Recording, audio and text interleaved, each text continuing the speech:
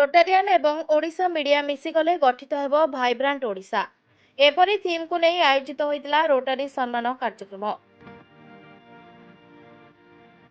रोटारी club of Bhubaneswar तरफ गणमाध्यम प्रतिनिधि समर्थित राजधानी रोटारी भवन में आयोजित कार्यक्रम में डिजिटल मीडिया छापा गणमाध्यम और वैद्युतिक मीडिया प्रतिनिधि मानक सम्मानित कर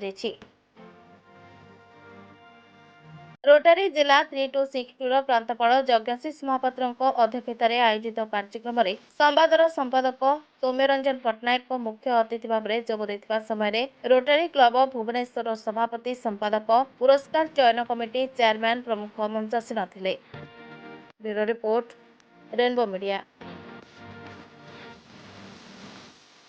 निश्चित रूपे आम देखु रोटरी जो प्लाटफर्म जोटा बिना स्वार्थ आम जो सेवा कर जोगे चलचु ये ओडिशा रे नुहे समग्र विश्व रे आमर प्रथम कर्तव्य है आम जो कार्यगुड़िक करुचु से कार्यगुड़िक किभली लोक मान पाखे पहुँचो कहीं आम जो बिना स्वार्थ जेकोसी भी कार्य करुचु से आमर कौन व्यक्तिगत स्वार्थ ना किंतु आम चाहूँ से लोकों पाखे पहुँचू आ लोक जिते अधिक रु अधिक रोटरी योगदान करूँ कहीं एत बड़ देश में आम एत कम रोटरीयन द्वारा सेवा जोगेवा बेले बेले आम बहुत कष्टसाध्य हो तेणु आम रोटरी जो आम ए मसटा हूँ अगस्ट मस हो मेंबरशिप मंथ तेणु जो ये कार्यक्रम गुड़िक लोकों पाखे पहुँचले सब लोक मैंने जापर जे रोटरी केते भल काम करुच्ची से भल काम माध्यम आमर इनडायरेक्टली आम पाखु मेंबर मैंने भी आसी जॉइन करेंगे कहीं आप जानी आम वर्ष सारा स्वास्थ्य सेवा चक्षु चिकित्सा आम बन्या बात्या झड़ तोफान जिते बड़े भी आपण सरकार पछरे पहुँचले रोटरीयन माने सर्वप्रथम जाई सेठी सेवा जोगई चलती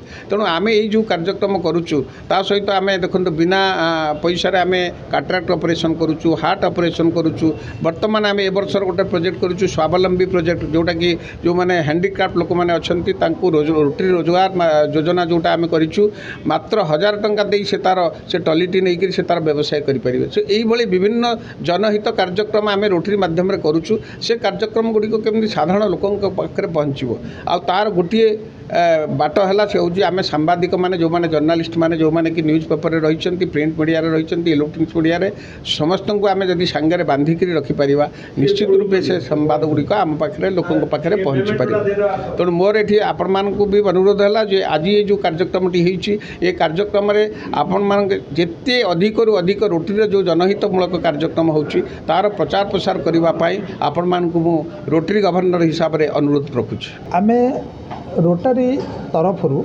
आमर रोटारी जो अच्छी 3262 आमर जो डिस्ट्रिक्ट अच्छी ता तरफ आपण आम ओडिशा रे जिते गणमाध्यम बंधु मैंने आमर अच्छी बा सांबादिक भाई भौणी मैंने अच्छा समस्त को आम निमंत्रण करूँ एठिक आसवाई एवं संवर्धना उत्सव में जोगदेवाई आम ये संवर्धना करुचु जे समाजर एक प्रमुख अंग होकि रहतु एवं प्रोत्साहन पातु जे से निर्भीकता भाव जो सांबादिक परिवेषण करुछंती बा लोकलोचन को आणुछंती सेथिरु जेंते विच्युत न होतु। रोटारी क्लब ऑफ भुवनेश्वर आयोजित करछि एटा सांबादिक मानक संवर्धना जणाइबा आज जो कार्यक्रम सब है बहुत भल कार्यक्रम है बहुत खुशी कथा आम भी आज मुझे इनफोसिटी भुवनेश्वर रोटरी प्रेसिडेंट मु चेष्टा करी आम रोटरी भाई मान सांग होगी किसी भल कम करने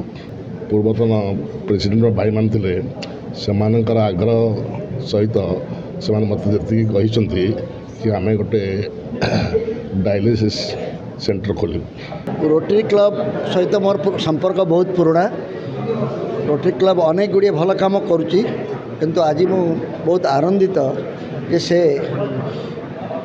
गणमाध्यम बंधु मानू एकाठी करी संवर्धित करिवार जो योजनाटी करिसेंती या द्वारा रोटरी क्लब और गणमाध्यम भितर केवल संपर्क बढ़िबो नहीं मु भाबुची नागरिक समाजर गोटे बृहत अंश रोटरी क्लब भली क्लब अनुष्ठान एवं गणमाध्यम पर गोटे व्यवस्था यहीटा नागरिक समाज को शक्ति दिए एवं जो नागरिक समाज अवक्षय हो जाए जहाँफल कि गणतांत्रिक व्यवस्था आम मूल्यबोधर टिके अवक्षय देखुचु यदि नागरिक समाज सचेतन हम दलमत निर्विशेष निश्चित भाव में आमर गणतांत्रिक व्यवस्था टी सुदृढ़ हो तो सांबादिक बंधु मानक समस्ते भय करती ମୁଁ କିନ୍ତୁ କହେ ଭୟ ନୁହେଁ ଶ୍ରଦ୍ଧା ଆମର ମିଳିବା ଦରକାର।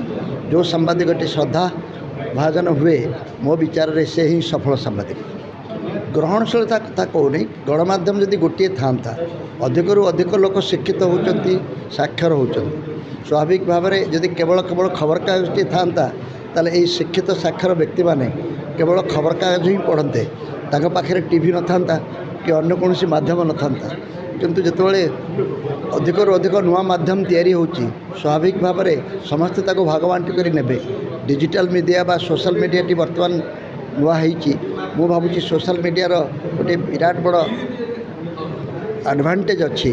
ଯଦି ସୋଶାଲ ମିଡ଼ିଆ ହେଇନଥାନ୍ତା ତାହେଲେ ଏଇ ଯେଉଁ ଅନ୍ୟ ମିଡ଼ିଆ ଗୁଡ଼ିକର ଅହଙ୍କାର ବଢ଼ିଥାନ୍ତା ଏବଂ କ୍ଷମତାଶୀଳ ବ୍ୟକ୍ତିମାନେ এই ମିଡ଼ିଆକୁ ନିୟନ୍ତ୍ରଣ କରିବା ପାଇଁ ସୁଯୋଗ ପାଆନ୍ତେ। କିନ୍ତୁ ବର୍ତ୍ତମାନ କିଛି ଦେଖୁଥିବେ 2-4 ମାସ ତଳେ ଗଣମାଧ୍ୟମକୁ ଏଭଳି ଭାବରେ ଲୋକ ସମାଲୋଚନା କରୁଥିଲେ, ଏବେ ସୋଶାଲ ମିଡ଼ିଆଟି ଆସିଯିବା ଫଳରେ ସେ ସମାଲୋଚନା ନ କରି ତାର ମାଧ୍ୟମରେ ତାର ମୁକାବିଲା କରୁଛନ୍ତି। ତେଣୁ ଇଏ ଗୋଟେ ଟେକ୍ନୋଲୋଜିକାଲ ଅପଗ୍ରେଡେସନର ଇଏ ଗୋଟେ ଲକ୍ଷଣ। ତେଣୁ କିଛି ଦିନ ପାଇଁ ଗଣମାଧ୍ୟମ ଯାଇକି ଆମର ଯେମିତି ଛାପା ଗଣମାଧ୍ୟମ ଯେହେତୁ ଏହା ବ୍ୟୟ ସାପେକ୍ଷ, ନିଶ୍ଚିତ ଭାବରେ ତା ଉପରେ ପ୍ରଭାବ ପଡ଼ୁଛି। ଆଉ ଲୋକମାନଙ୍କର ଜୀବନଶୈଳୀ ବଦଳି ଯାଉଛି। ପକେଟରେ ମୋବାଇଲଟି ଧରି ଯଦି ସବୁ କଥା ଆମକୁ ମିଳିପାରୁଛି, ମୁଁ କାହିଁକି ଖବରକାଗଜ ଧରି ତ ପଢ଼ିବାକୁ ବସିବି? ବ୍ରେନ୍ ଡ୍ରେନ୍କୁ ତ କେହି ଅଟକାଇ ପାରିବେନି। ସୁଯୋଗ ସୁବିଧା ମିଳିଲେ କ'ଣ କିଏ ଘର ଛାଡ଼ି ଯାଏ? ସୁଯୋଗ ସୁବିଧା ଆମେ ତିଆରି କରିପାରିନୁ। ବାଙ୍ଗାଲୋରରେ କ'ଣ ବହୁତ ଗୁଡ଼ିଏ ସୁବିଧା ଅଛି? କୌଣସି କାରଣରୁ ଆମେ ତିଆରି କରିପାରିନାହୁଁ। କିନ୍ତୁ ପରବର୍ତ୍ତୀ ସମୟରେ ତିଆରି କରିବା ପାଇଁ ଉଦ୍ୟମ କରାଯାଉ। ପୁଣି ଆଉ ଗୋଟିଏ କଥା, ଟେକ୍ନୋଲୋଜି ଆମକୁ ଗୋଟେ ସୁଯୋଗ ଦେଇଛି।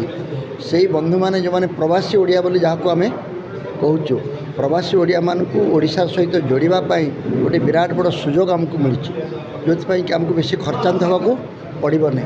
ଏଠି ଯେତିକି ସଭାରେ ଲୋକ ନ ହେବେ, ଗୋଟେ ଆମେରିକା ଆଉ ଲଣ୍ଡନରେ ଏକକାଳୀନ ଆଭାସୀ ଆମର କନଫରେନ୍ସ ମାଧ୍ୟମରେ ଆମେ ଅଧିକ ଲୋକଙ୍କୁ ଯୋଡ଼ି ପାରୁଛୁ। ବିଶେଷ କରି ସାହିତ୍ୟିକ ବନ୍ଧୁମାନେ, ବିଶେଷ କରି ଆମର ବୁଦ୍ଧିଜୀବୀ ବନ୍ଧୁମାନେ, ବିଶେଷ କରି ଓଡ଼ିଶା ପାଇଁ ଯେଉଁମାନେ ଚିନ୍ତା କରୁଛନ୍ତି, ସେମାନଙ୍କ ସହିତ ଯୋଡ଼ି ହେବାର ଯେଉଁ ପ୍ରକ୍ରିୟା, ଏଇ ଯେଉଁ ନୂଆ ମାଧ୍ୟମଟିକୁ ଆମକୁ ବ୍ୟବହାର କରିବା ଦରକାର। ଆମେ ଯେଉଁ କହୁଛୁ ଛାପା ମାଧ୍ୟମ ପ୍ରେସର ପଡ଼ିଗଲା ବୋଲି, ବହି କେହି କିଣୁନାହାନ୍ତି ବୋଲି, ବହି କେତେ ବର୍ଷର କି? ଏ ଫକୀରମୋହନ ପା କାଲି ପରି ଲାଗୁଛି। 200 ବର୍ଷ ତଳ କଥା।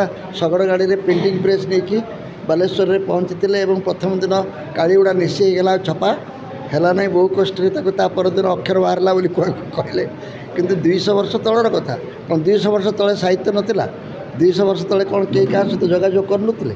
ଇଏ ସେମିତି ଗୋଟେ ନୂଆ ପରିସ୍ଥିତି ଆସିଛି। ଆମକୁ ସୋଶାଲ ମିଡ଼ିଆକୁ ଗ୍ରହଣ କରିବାକୁ ପଡ଼ିବ।